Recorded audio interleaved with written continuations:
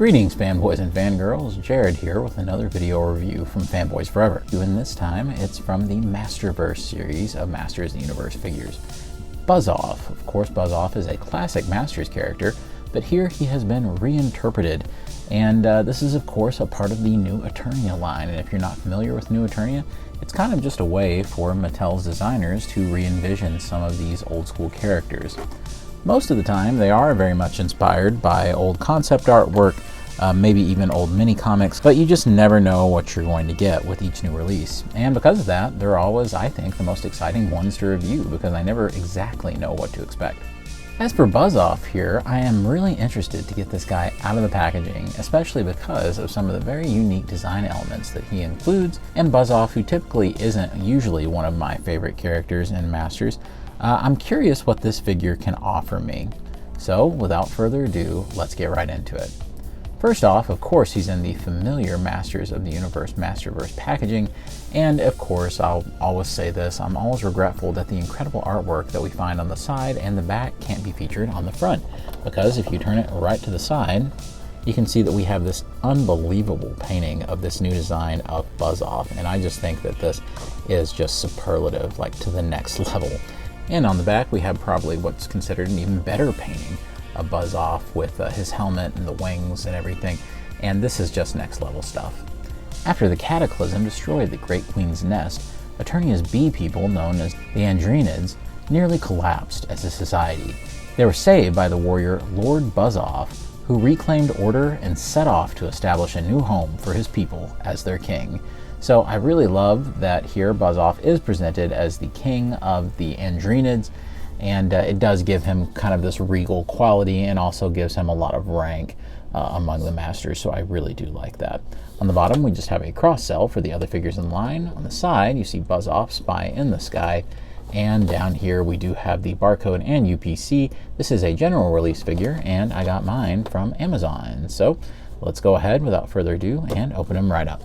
And here he is, the man who was most assuredly named by parents who probably hated him, Buzz-Off, king of the Andrenids, defender of the hive.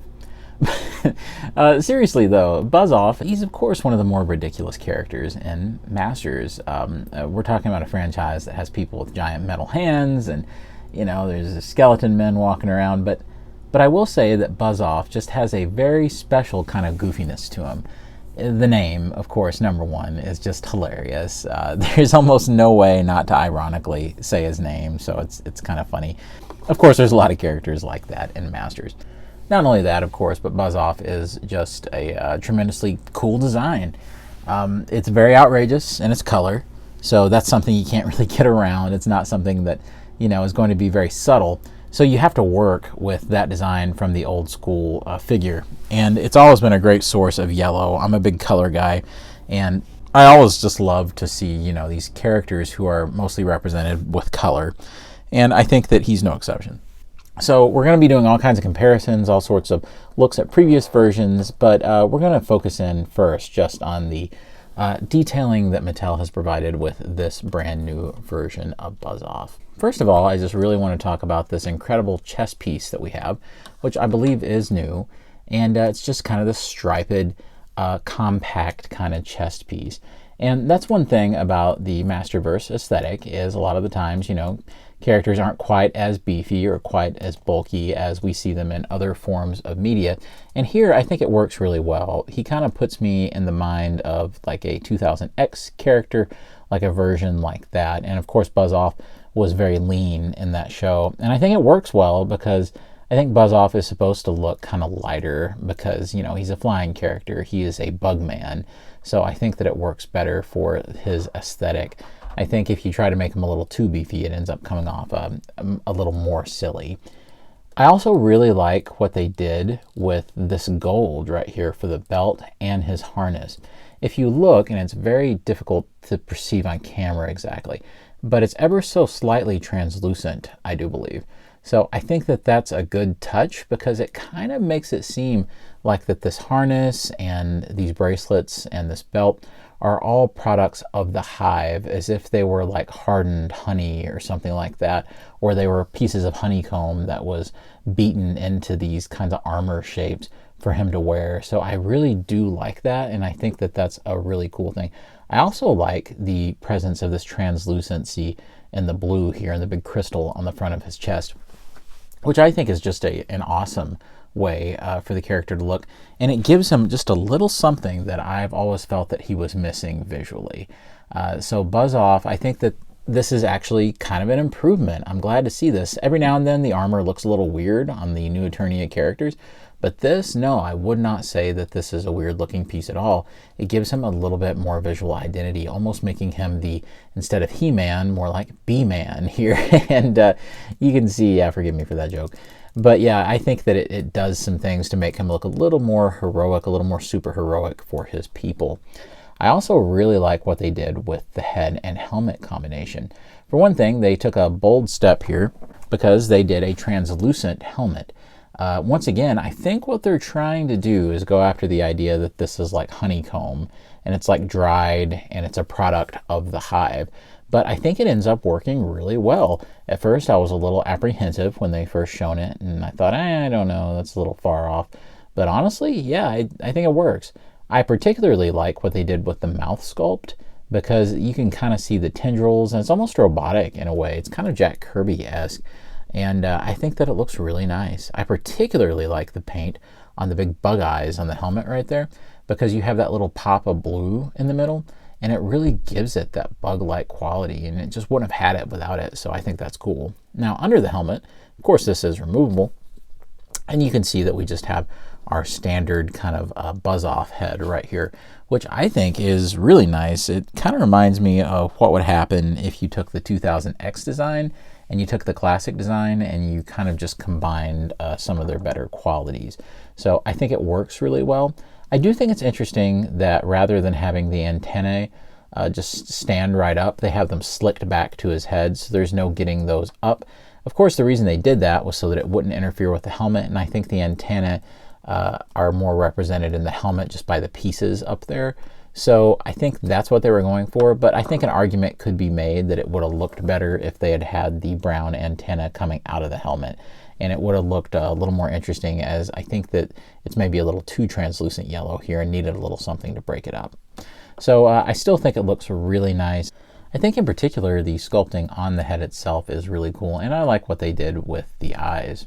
We do have these wings here, and they are really cool. Not only is there a lot of tech detail in them, and of course we've always seen tech details in wings for Buzz Off over the years, but I think this goes with more of an organic look, because if you have a close gander at these things, there's almost kind of a dripping honey effect, and you can see it right there that it's a lot more organic looking with more seemingly random drops and weird veins and things.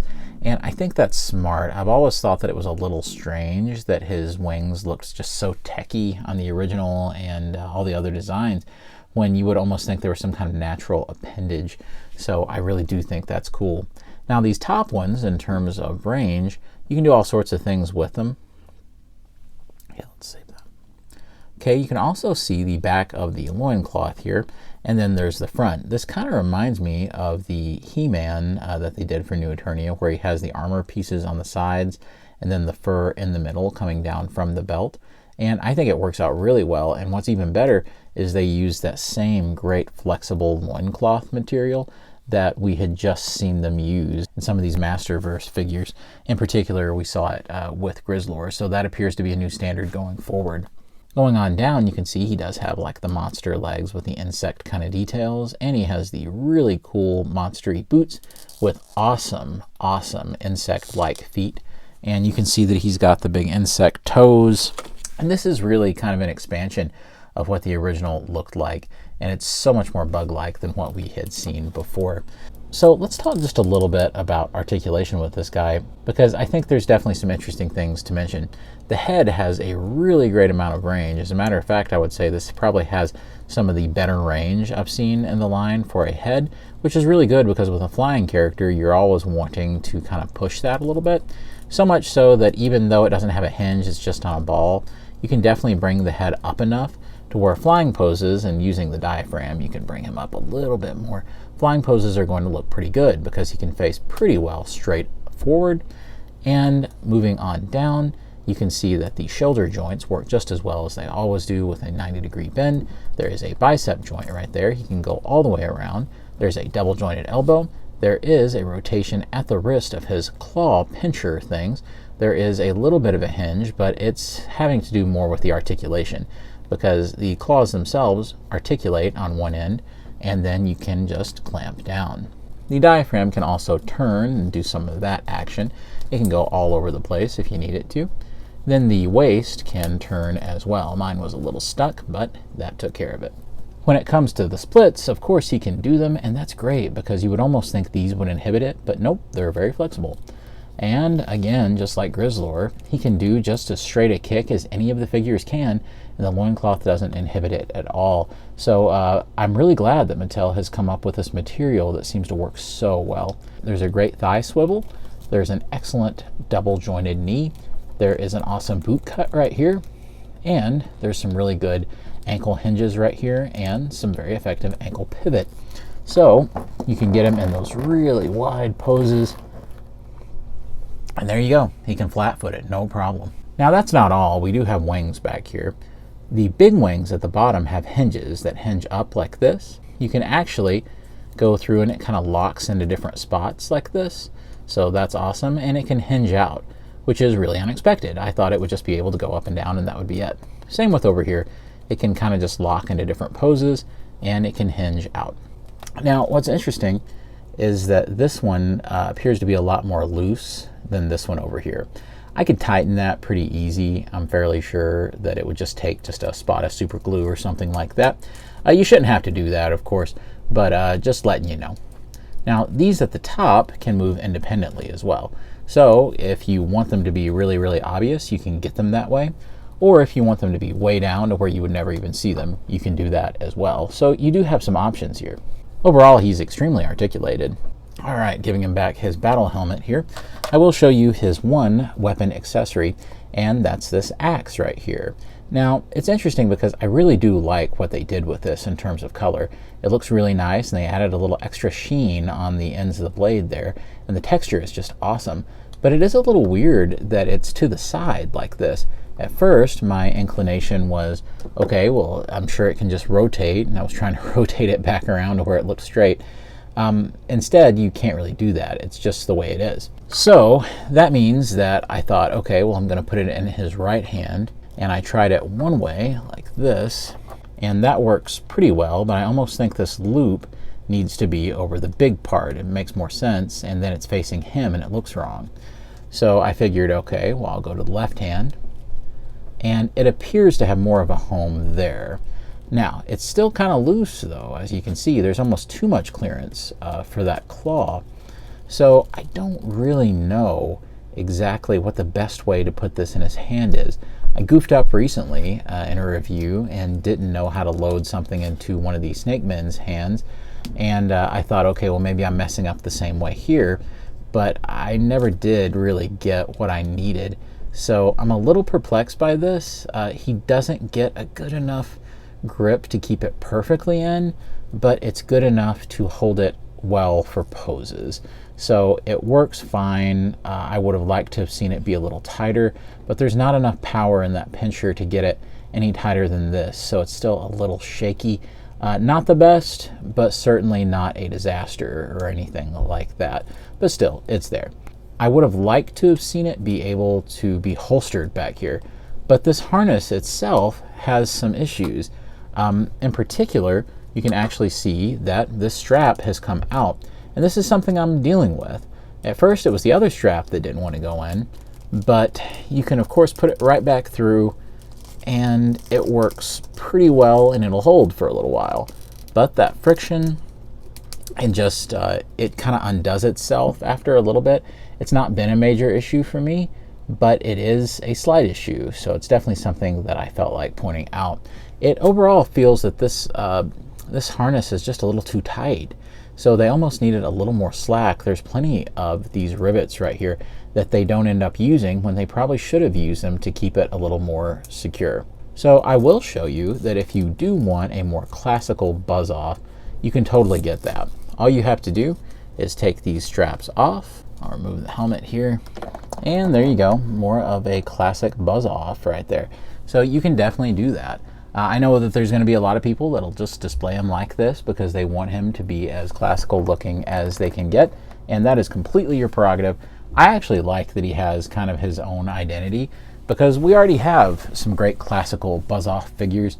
So I think that it's cool for him to be his own thing, but that's going to be completely up to you. So here he is without the helmet, and here he is with the helmet. I think both ways look good. I personally like him though better with this harness. And one cool thing that I'll show you that you can do is you can actually take the Origins helmet, and we're going to do some figure comparisons in just a second. And if you really want to, you can sort of just set it on his head. It's not the best, and it just kind of ends up looking more awkward than anything. So definitely not intended for the figure, but hey, if you really want, it's something you can do.